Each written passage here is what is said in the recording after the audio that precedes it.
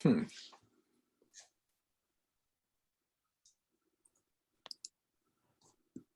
morning. Good morning and welcome to Paint Branch. We are going to mute everyone in service now.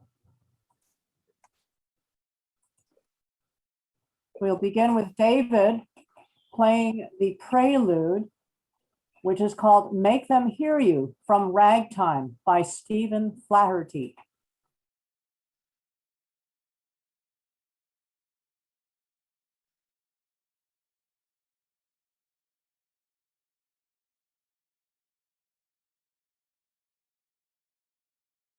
I think I accidentally muted David.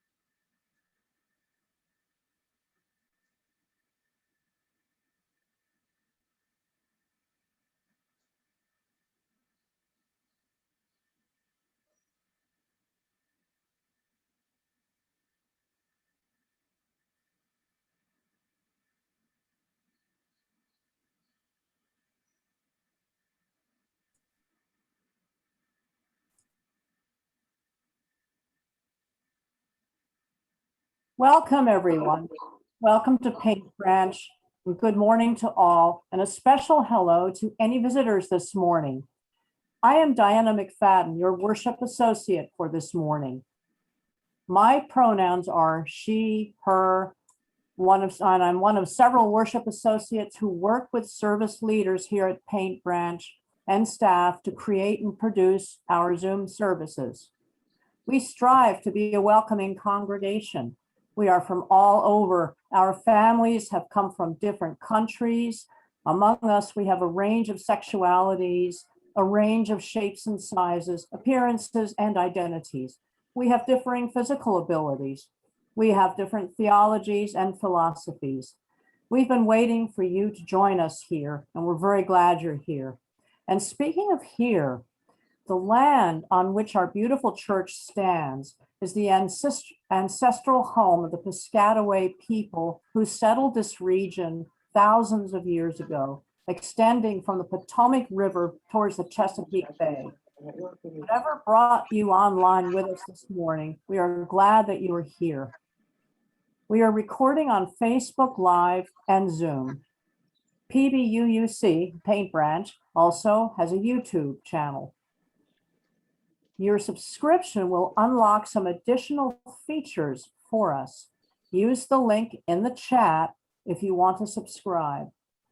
To get to know us better, please send your contact information to engagement@pbuuc.org. If you are using Zoom this morning, please run your cursor around the perimeter of your screen to find the microphone icon, and be sure to remain muted throughout the service so we can all hear the speakers and David's piano clearly. By moving your cursor around the edges of your screen, you can also find the option to choose speaker view. The messages do not matter. They have hatred in heaven. Clicking on the bubble icon opens up the chat screen where you can read timely messages during the service. Right now, I invite you to type into chat how many people are viewing from your screen. Please type 1 if it is just you. Later in the service, you will be invited to use the chat feature to post your joys and sorrows. I also want to let you know that on our YouTube channel, all of our online services from the past 2 months are posted there. To see that, go to YouTube and search for Paint Branch Unitarian Universalist Church, and you will find them. Just as any other service, today's is being recorded. And now I have a very important announcement regarding the time and future of our church. On Sunday, June 6th, from 12 o'clock noon to 2 p.m., Paint Branch Unitarian Universalist Church will hold its 2021 annual meeting.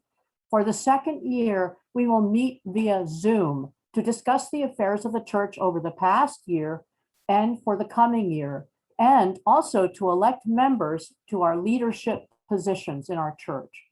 The link to the Zoom meeting will be posted in PBUC's online calendar of events, and it will be linked to the upcoming continuum announcements along with documents related to the topics to be discussed. These are exciting times for Paint Branch, and all members are encouraged to attend. And now, Reverend Lynn Strauss will call us to worship.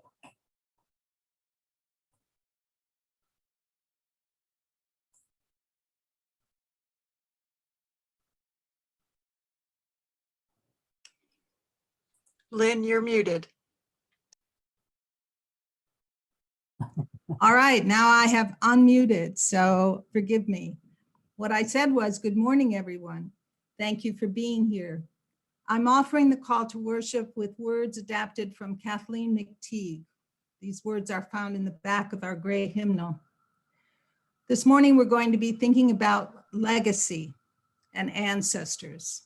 Reverend McTeague writes, "Those who lived before us struggled for justice before us, and they have not melted into dust and have not disappeared. They are with us still. The lives they lived hold us steady. Their words remind us and call us back to ourselves. Their courage and love evoke our own. We, the living, carry them with us. We are their voices, their hands, and their hearts. We take them with us and with them choose the deeper path of living. Name in your heart this morning as you listen those who have given you the strength to resist, the strength to love in this broken world." And now I want to invite you all to say hello to each other with a wave and a smile and perhaps a shout out, whether heard or not, I'm not sure, but let's say good morning and smile at one another and realize soon we will be in closer company, and go through your pages so that you can see everybody. Good morning, all. Nice to see you. Thanks for being here. Good morning, everybody. I'm so glad we're here together. There's a lot to look forward to here at Paint Branch. And thank you. And now I will introduce Carol Carter Walker, a member of our Board of Trustees. Carol will light our chalice and lead our chalice lighting words this morning. Good morning. I begin with a quote from Brittany Packard Cunningham about the book Three Mothers. When we tell the stories of Black women with the sharp truth and clarity that Anna Malaika Tubbs has, we can better honor the past and find guidance for the struggles of today.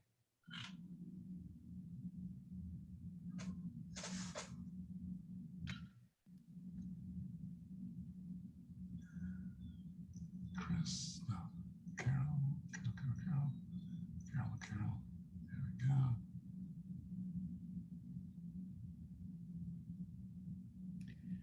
We light the chalice to celebrate Unitarian Universalism.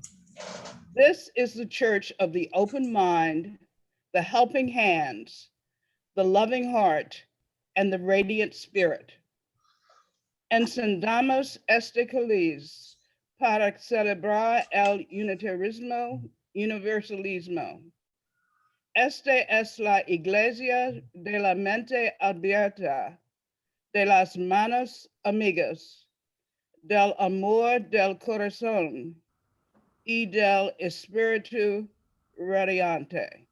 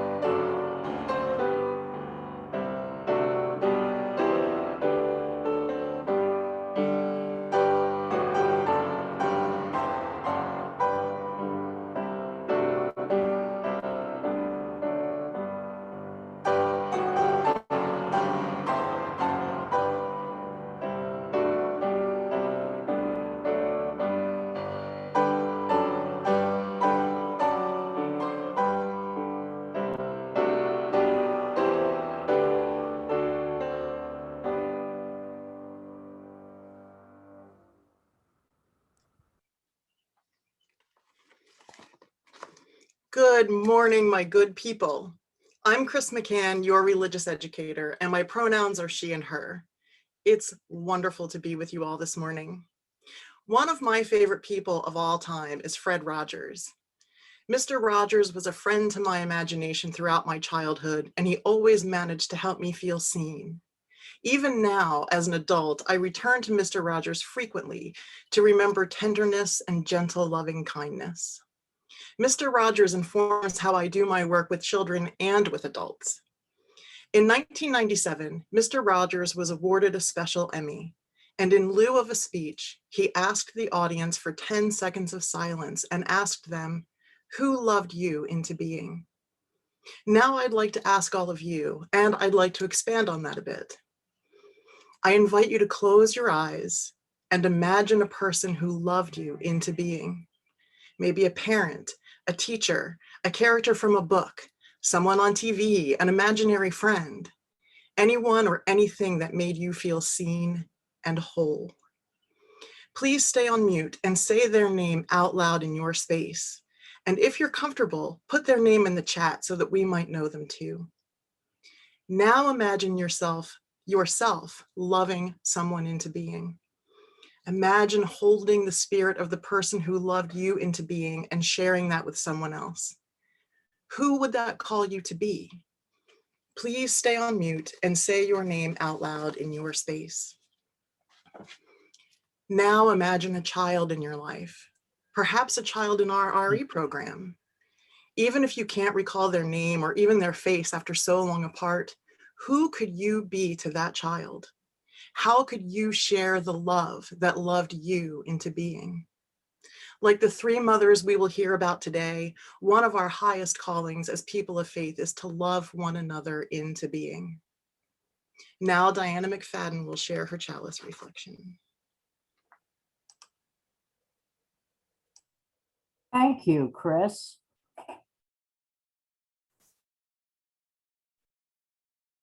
I was lucky to be with my mother holding her hand when she died. In her last hours, I thanked her for giving me the ability to make great friends. I hope she heard me through her coma. In fact, 3 good friends had come to support me and my mother that day in the hospital. To this day, friends show up to help during hard times. And I realize I credit my mother with this ability to discern good people with whom one can build good friendships, lifelong friendships. Mother passed from this life 20 years ago. Some years later, there came a bright moment cutting through the grief when I realized that my mother had never left me and that she will always be with me because her spirit is great and strong and her legacy lives on within me. Mother gave me the strength to love and to resist and the resilience to accept. Mother was a wonderful listener, and she found ways to support me that heightened my own awareness and ability to value my own being, to question my actions and heal mistakes and hurts that I might have caused when possible. I remember the time when I was in 8th grade, I changed the grade on my report card. Yes, that's right. I knew at the time it was just futile because my parents would learn the truth sooner than later, that the B in physical education or gym class was really an E. Because I had cut that silly class so many times, I knew it was just borrowed time, but in the moment it seemed better than nothing. The grade change from E to B is a good example of how my mother actually informed me by example about encouraging change within me, whether in myself or beyond. Yes, of course, she scolded me, but she also listened when I explained why I detested that class and how it was more about competition and learning sports than it was about education or learning about care for one's body and physical health. Mother didn't cut me any slack or try to get me spared from that class, and I'm glad she didn't. But at the same time, she actually listened to my reasoning. By showing an interest in my concerns while requiring me to remain in that class, Mother conveyed to me a sense of self-worth as well as the hard lesson that we must all do things we don't want to do sometimes. In response to the many other dubious and rebellious acts throughout my youth, Mother affirmed my intelligence and sense of justice and righteousness, all the while guiding me by example and teaching moments woven into the fabric of my life. Both of my parents worked hard to understand and guide their 3rd and youngest child.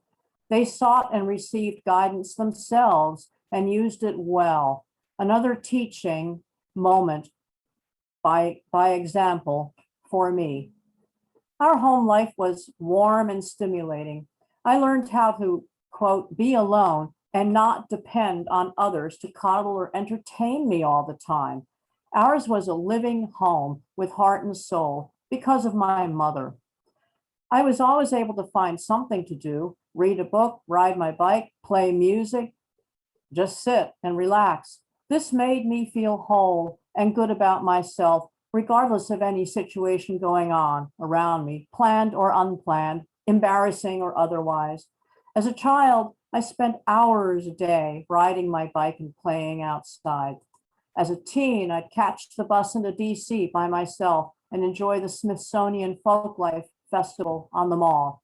Or I'd ride my bike for miles out on the C&O Canal towpath along the Potomac River, sometimes so far out I'd see farmland, loving the trail, the green, the rich scented air, and changing scenery. Mother gave me the space to be independent, but I always knew guidance and love were there when I needed them. Whenever I went out with friends, Mother assured me that if I needed help or a ride home, I could always call home at any hour, day or night, literally. And a couple of times I did, 3 or 4 in the morning maybe, to spare myself a drunk ride home. From Mother, I learned to listen to and at least try to understand the basis for opinions with which I disagree. Mother gave me a sense for making good friends.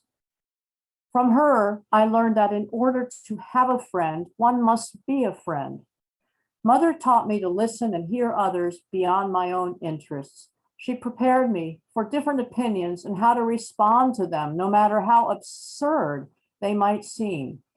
I learned from her that how one reacts to another opinion can determine how able and willing the other person might be to consider my own opinions. From Mother, I developed empathy and also the courage to stand up for myself, to say no when necessary, and to set my own boundaries. Everyone I touch is affected by the essence of my mother within me. This is not a boast, but to express outright gratitude for the legacy of my mother and what she's given me. When I have stooped low and maybe even hurt people intentionally or unintentionally, I hear my mother not scolding me, but guiding me. To this day, she has guided me from the worst to the best of my choices. And so my mother's legacy lives on in me, and this makes me who I am today. Now I would like to introduce Kathy Bartolomeo, one of our pastoral care associates, who will lead us in joys and sorrows. Thank you, Diane. Good morning, everyone. My name is Kathy Bartolomeo. My pronouns are she, her. I'm a pastoral care associate here at Paint Branch, along with Lynn Lewison and Jim Flaherty. Reverend Strauss is our interim minister who's available for talks with you. Our role is to offer presence and support to those in the congregation who may be going through some kind of difficulty. We are available to listen and support. Our contact information is in the chat. When we were able to gather live at church, the pastoral care associates conducted joys and sorrows and collected cards from congregation during the intonation and read them afterwards. As we gather in community, we carry life's hurts and its great joys. And we think it is still helpful to provide an opportunity for attendees to share these joys and sorrows. So during this online service, I invite you to share your joys and sorrows in the chat, and I'll lead a meditation after the intonation. And now the intonation music is Songs My Mother Taught Me by Antonin Dvorak.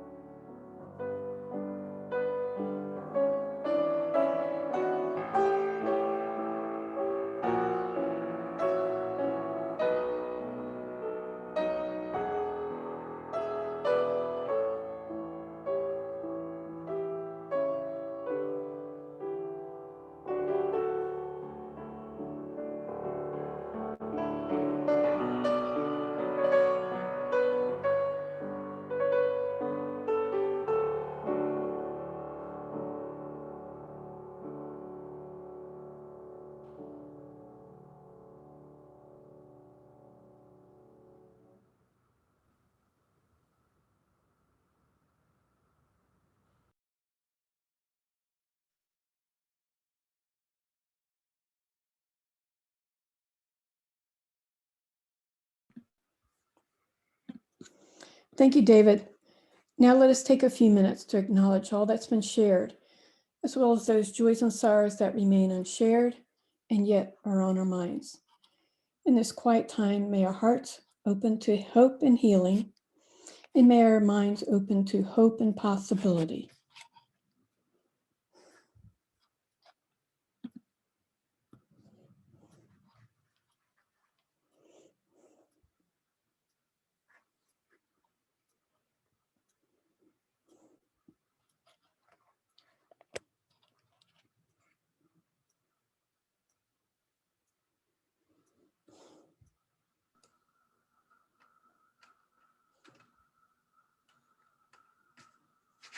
Good morning again, and thank you.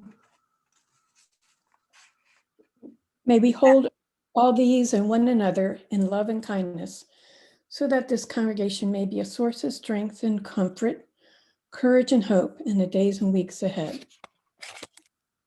Thank you, Kathy. Thank you, everyone who has spoken this morning and taken us to such a heartfelt place. I have a reading to offer, which is different from what is in the order of service that you may have seen online or on the chat.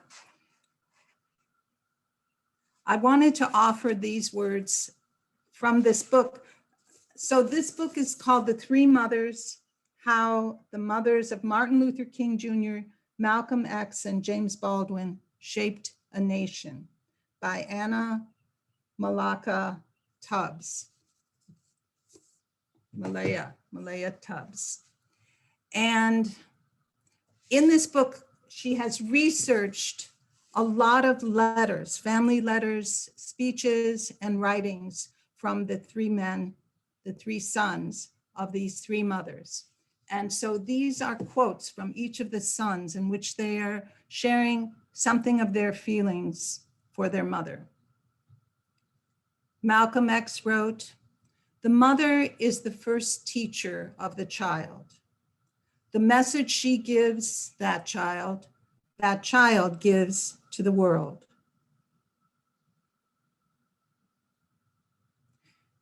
And Martin Luther King Jr. wrote about his birth to freedom and equality in terms of motherhood. He wrote, "It is something like the mother giving birth to a child. While she is temporarily consoled by the fact that her pain is not just bare, meaningless pain, she nevertheless experiences the pain.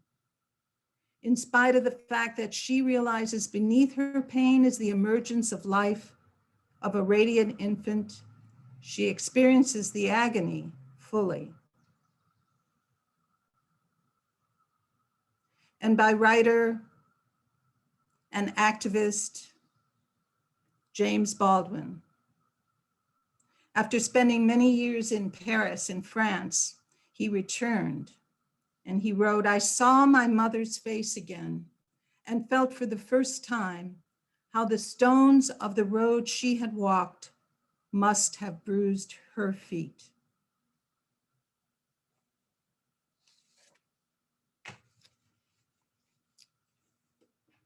This book was challenging to me in many, many ways. The subject of motherhood is challenging as well. I'm not going to speak about my relationship to my mother, except to say that it was complicated. Perhaps you can relate. I was the second of 5 children, and my mother, both my parents were teenagers. And so I was a mother's helper from a very young age. And people used to say when we went shopping, "Are you sisters?" Which was always a little bit strange for a child to, like, no, she's my mother. My mother died 2 years ago in her 90s, and I dream of her and think of her in ways I never did when I was younger. And I feel much closer to her and forgiving of myself. So no two mothers are alike. No two people are alike. No, there is no one right way to be a mother or to be a son or to be a daughter. But there is a generational passing on that is unavoidable. can be beautiful, can be broken. Generation to generation, love shapes us all. And so I share with you part of the histories, the stories of three families of three famous sons. Three Black American families led by mothers of strength and determination. Scholar and writer Anna Malaika Tubbs writes of three mothers who shaped America in the mid-20th century. She holds degrees in sociology, gender studies, and anthropology. Ms. Tubbs has focused her doctoral research on Black motherhood. Her intention is to both celebrate Black motherhood and fight against the erasure of the stories of Black women's lives. In the dedication of her book, she writes, "This is for all the mamas. You deserve respect, dignity, and recognition. I honor you. I celebrate you. I see you." I join with Ms. Tubbs to speak of mothers in their particular life-giving role and as symbols of the broader landscape of family legacy. Mothers in the best case scenarios represent family, generativity, safety, protection, life, and nurture passed from generation to generation. And this is no small thing. Some families, some cultures focus passionately on the ancestors. When survival is not a given, as it hasn't been for Black men, women, and children since the very founding of our nation, and because survival of sons and daughters with Black or brown skin is still not assured in this land we call free, family legacy comes to matter greatly. Ancestors, memories, and stories come to matter greatly. The mothers of Malcolm X, Martin Luther King Jr., and James Baldwin all pushed their sons to greatness. All loved them into being their best selves, their whole selves. These extraordinary men had extraordinary mothers.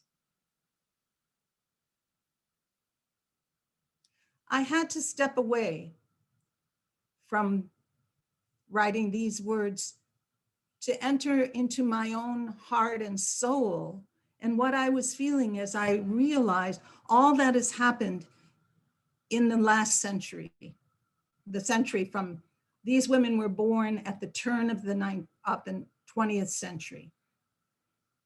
And the last one died in 1991. So virtually 100 years. There's no way I can tell you everything I'd like to tell you about these three women, these three families. As I've lived with this book, with these facts and surmises, as I've tried to imagine their lives, I became stuck.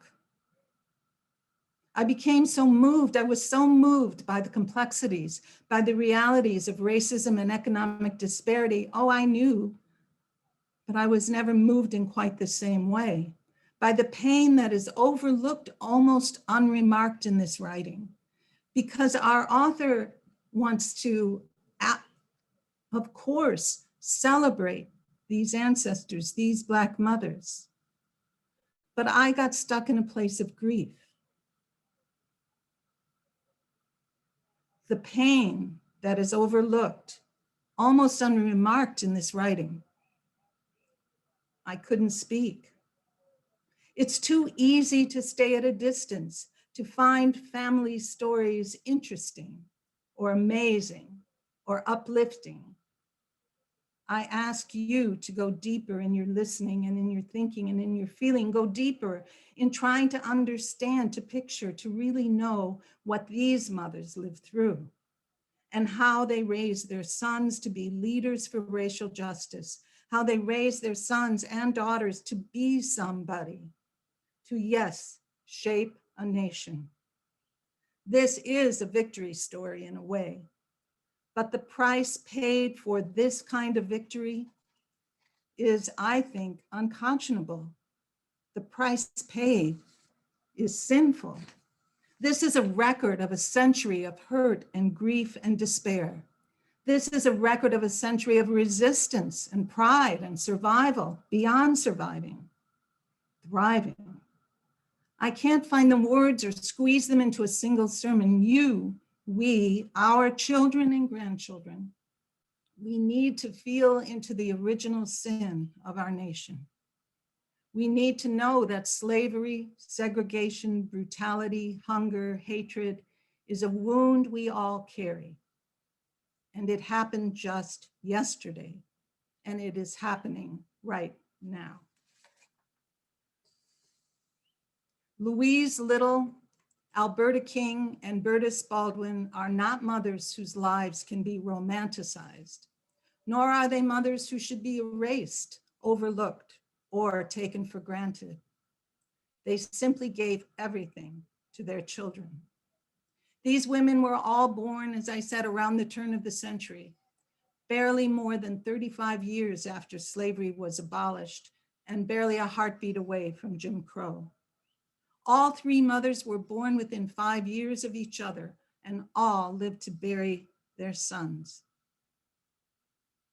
And each of their sons lived a life of public and radical resistance to discrimination and dehumanization of Blacks in America in the 20th century.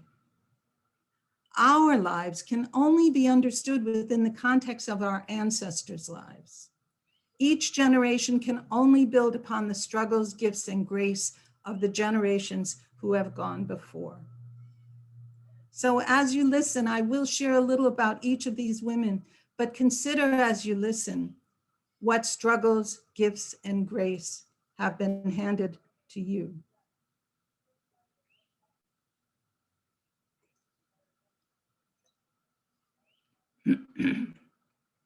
Louise's story. Louise Little was an activist. She was born into an activist family. She birthed the son who became Malcolm X, a powerful voice for the Nation of Islam and for freedom and equality for Black Americans. Malcolm X, who refused to carry the name of the white slave owner who lurked in his past. Malcolm X, who was a faithful Muslim, who in the midlife fell into drug use and violence and spent time in prison. Malcolm X, who was assassinated. His mother, Louise, was born in St. Andrew, Grenada in 1897. She died in 1991. Her grandparents, Louise's grandparents, were captured in Nigeria and brought aboard ship to Grenada. In a negotiation of some kind, 6% of those captured and on board were emancipated while still on board. And her grandparents were among those, her parents were among those. Grenada is an island nation in the Caribbean with a long history of rebellion and revolution against colonial rule of both France and England. One story passed down tells of 40 Black Grenadians who jumped off a cliff to their death rather than be taken prisoner. These were the kinds of stories Louise grew up with. After coming to America, she met and married Earl Little, who was also an activist, and together they embraced Garveyism. They traveled across the country organizing for the Pan American movement. Their family was often targeted by the KKK and other hate groups because of their radical organizing. More than once, Louise stood up against those who came to threaten her and her children. Tragedy struck the family in 1931. The police arrived in the middle of the night to tell Louise that Earl had been killed in a streetcar accident. Few believed it to be an accident. And Louise was left to raise 7 children on her own. She cleaned the homes of white people in Lansing, Michigan, where the couple had been sent on an organizing assignment. Somehow she managed to put food on the table, but after years of struggle, she became depressed and unable to cope. Misdiagnosed and torn from her children, she was institutionalized against her will in the Kalamazoo Mental Hospital and held there for 25 years. That I am speaking of Malcolm X's mother. Malcolm was a teenager by then. And her last words to her children, "Don't let anyone feed you meat." She was a Muslim. She protected her children and protected her faith as she was dragged away. After the children were grown, 25 years later, the family secured her release. And she lived another 25 years, surrounded by her children and grandchildren. Louise taught her children pride in themselves, pride in being Black, and she taught them respect for others. Even when so much hate was directed at them, she never let hate or vengeance overtake her. About Louise, Professor Tubbs writes, "The struggle for freedom pulsed in her genes. The blood of her ancestors carried the messages of liberation, while the land that held her whispered tales of revolution, and the water all around held the bodies of freedom fighters that went before her."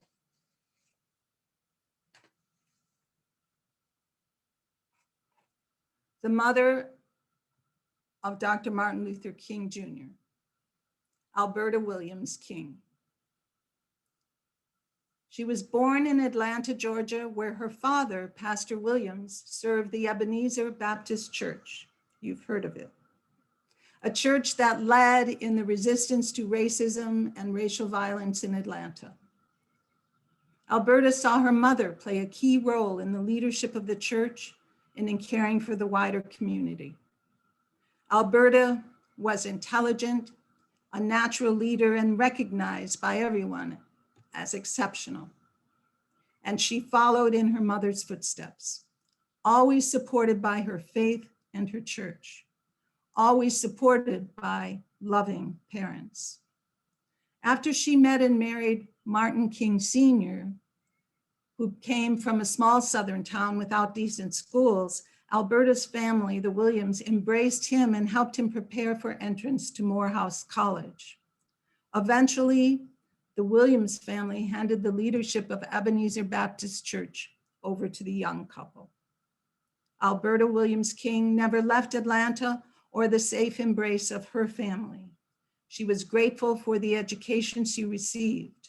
She became a teacher and a pianist and an organist. Alberta's parents were activists in the fight against racism in Atlanta, and they educated their daughter about the history of slavery and the oppression and inequities of segregation. Alberta passed these lessons on to her son, Martin Jr.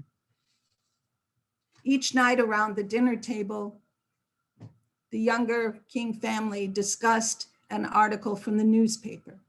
And when Martin was troubled by the racism he saw as a boy, by the racism he experienced in his life in the segregated South, his mother would comfort him and speak to him with truth and hope.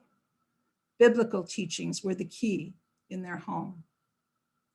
Martin grew up to lead the civil rights movement, employing nonviolent resistance as his faith had taught him. He received prizes, gave speeches that moved thousands. He was jailed, his home attacked, hate followed him everywhere. And in 1968, he was assassinated on the balcony of a hotel in Memphis, Tennessee. His mother, Alberta continued after Martin's death to be active in the Ebenezer Church. And 6 years after he was killed, she was shot and killed on a Sunday morning in 1974 while sitting at the organ in the Ebenezer Church.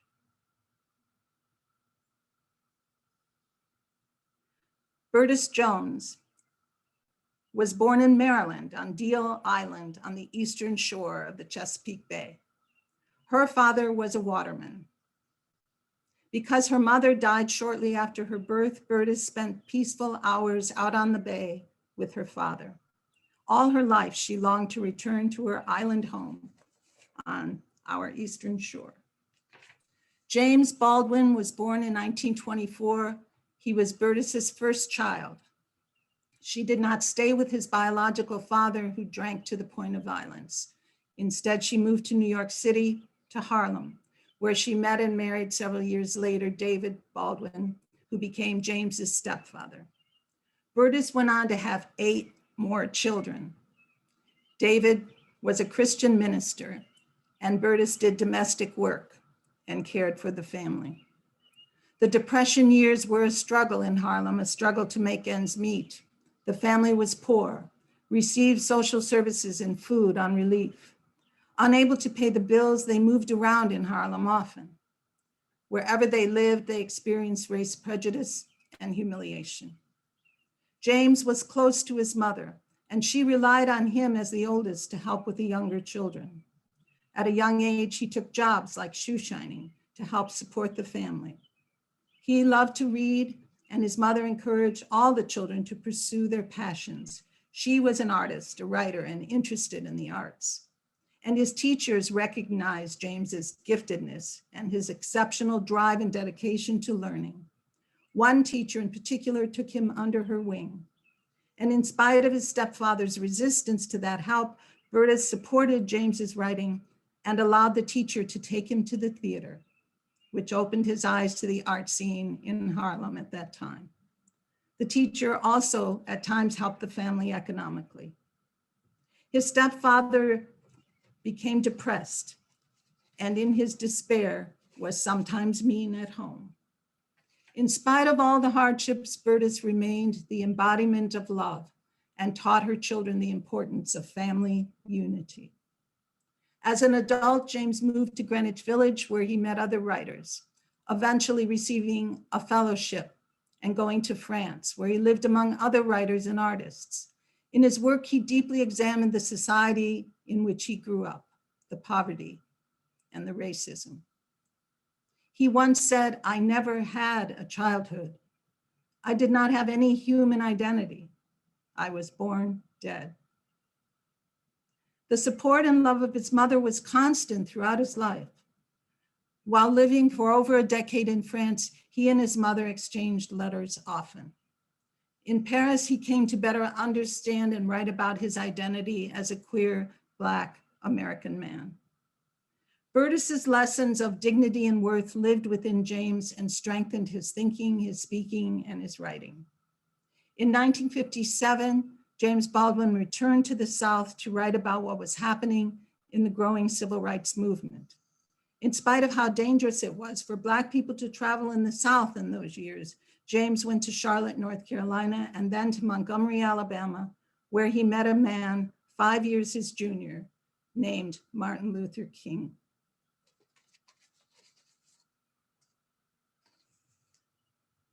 Not one of these men arrived, not one of these famous men arrived suddenly in the spotlight of their times. As Malcolm's eldest brother, Winfred, said in a lecture in 1995, quote, "What people don't understand was that Malcolm was part of a whole, that he was part of a particular experience, part of a tradition, part of a family that resisted the corner into which America tried to push them." These 3 mothers fought for their sons, for their families, for their children. They stood tall for them, protected them. These mothers taught them, nurtured them, and put them above all else. The challenges that Black mothers face in America then and now are different from the challenges that white mothers face. The price of survival of Black sons and daughters is still too high. Perhaps my sermon this morning is about faith, faith in things unseen. Keeping the faith that all of us are created equal. Keeping the faith that all of us have worth and dignity. Keeping the faith that resistance is a thread in all of our stories, So let us share our stories of resistance and our stories of love. Thus will we be strengthened. Thus will the web of life be mended thread by broken thread. Love shapes us all, generation to generation. Let us keep faith in the power of love as these three women's lives have taught us. May it be so. Amen. Thank you, Reverend. We will now sing together in unison hymn number 1053, 1053 from the Teal Book, How Could Anyone? It is a short hymn that we will sing twice. How could anyone?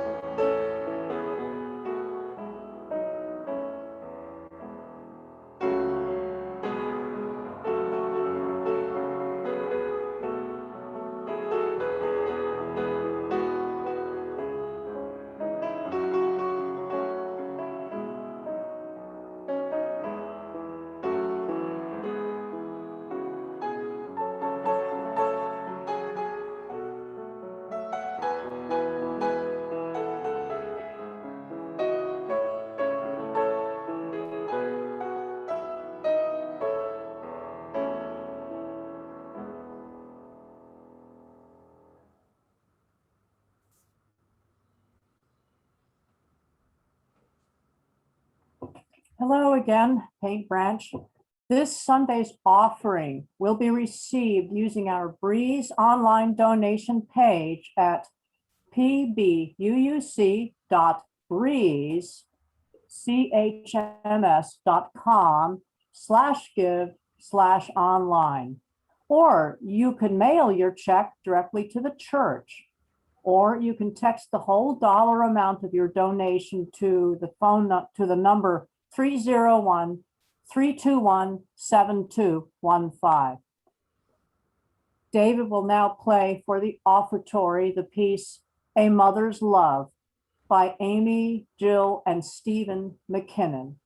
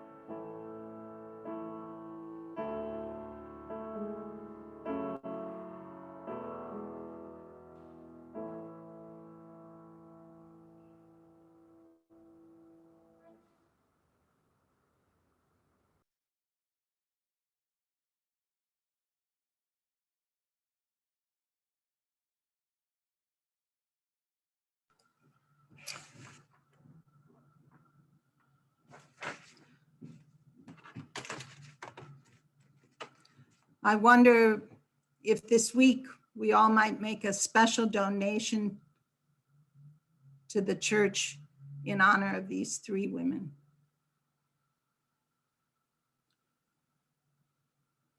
When I think of women, mothers, daughters, and sons, I think of the story of Ruth and Naomi from the Hebrew Bible. They loved each other into being. From Ruth chapter 1, verse 16, entreat me not to leave you, not to turn back from following you.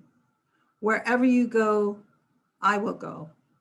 Wherever you stay, I will stay. Your people shall be my people, and your God shall be my God.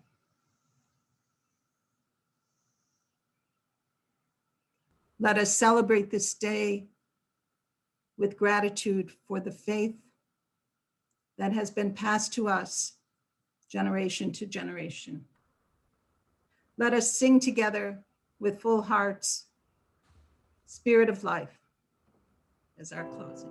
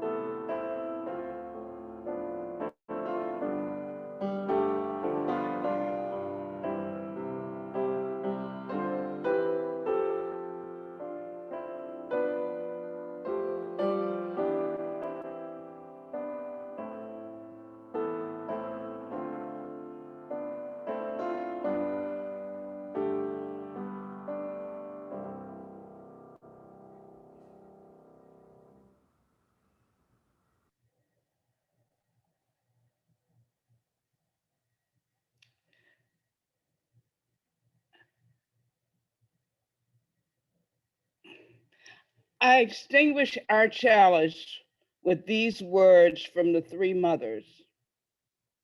Alberta, Bertus, and Louise teach that there is no single way to be a Black woman and no single way to be a Black mother.